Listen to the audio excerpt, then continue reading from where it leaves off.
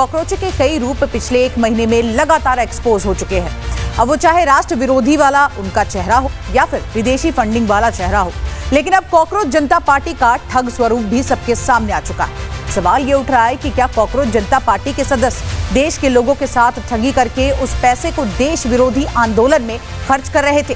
क्या सीजेपी अब एक ठग कंपनी पूरी तरह से बन चुकी है?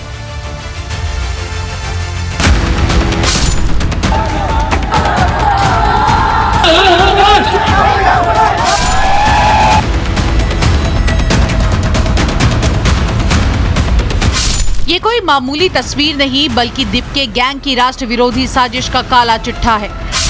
तारीख थी 18 जुलाई 2026।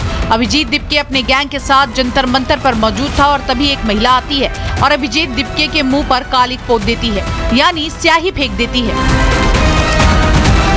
ये तस्वीर पूरे के पूरे देश ने देखी, लेकिन इस तस्वीर में साजिश का एक ऐसा राज छिपा था जिसका खुलासा 27 दिन के बाद हुआ। इस तस्वीर को अब दोबारा देखिए। दीपके पर स्याही फेंके जाने के बाद जो शख्स दीपके के पीछे से निकलकर आगे आता है, ये कॉकरोच गैंग का सदस्य रामचंद्र है। राष्ट्र विरोधी टीम में शामिल रामचंद्र पर ठगी का बड़ा आरोप लगा है। अभिजीत दीपके के साथ ठग रामचंद्र पर राजस्थान के झुंझुनू के साजिद दीवान ने 17 लाख रुपए की ठगी का बड़ा आरोप लगाया है। पीड़ित का आरोप है कि उसने ठग रामचंद्र के साथ करीब 1.5 करोड़ रुपए की डिफेंडर गाड़ी की डील की थी। गाड़ी दिलवाने के नाम पर ठग रामचंद्र ने पीड़ित से 17 लाख रुपए एडवांस ले लिए।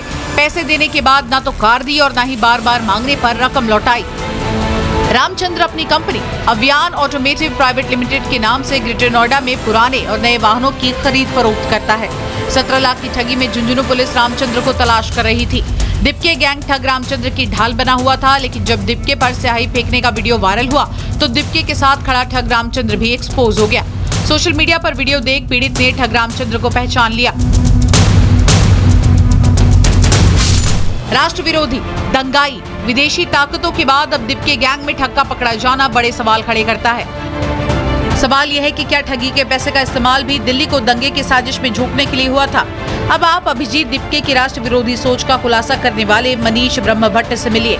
मनीष ब्रह्मभट्ट सीजेपी वॉलंटियर रहे हैं, लेकिन अब दीपके को बेनकाब कर रहे हैं। सीजेपी वॉलंटियर मनीष ब्रह्मभट्ट का आरोप है कि दीपके ने दिल्ली में सीजेपी की वॉलंटियर मीट की, जिसमें मनीष भी पहुंचे थे, लेकिन मनीष ने जब वॉलंटियर मीट में रांची नहीं जाने पर सवाल उठाए तो उसकी आवाज को दबाने के लिए दीपके के साथियों ने नारेबाजी शुरू कर दी।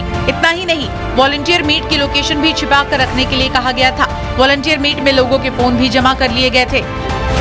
सवाल ये है कि वॉलंटियर मीट में फोन क्यों जमा किए गए?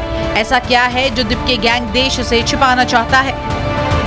बात ये थी कि इन्होंने वहाँ पे एंट्री किसी को दे नहीं रहे थे। मैंने डाटा तब सबको एंट्री दिलाई, मैंने 20-25 लोगों को तो मैंने एंट्री दिलाई है।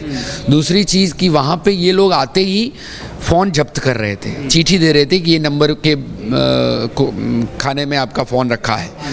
क्यों फ़ोन से डर रहे थे?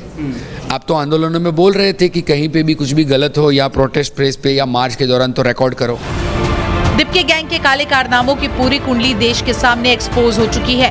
बावजूद इसके दीपके गैंग देश को जंतर मंतर 2 की धमकी दे रहा है। Bureau report, Republic Bharat. तो देखिए, कहावत है कि सांच को आंच कैसी। अगर सच में ये सब कुछ हो रहा था तो अपने ही वॉलंटियर से इस तरह से सब कुछ गुपचुप तरीके से सीजेपी को क्यों करना पड़ा? ये सवाल लगातार पूरा देश उठा रहा है और अब तो खुद सीजेपी के वॉलंटियर्स आप देखिए मुखर होकर इस पर बातचीत करते हुए नजर आ रहे हैं। हालांकि दीपके ने इस पर अब तक कोई बयान नहीं दिया है और क्या सीजेपी इस पर कुछ प्रतिक्रिया देगी, इसका भी इंतजार किया जा रहा है।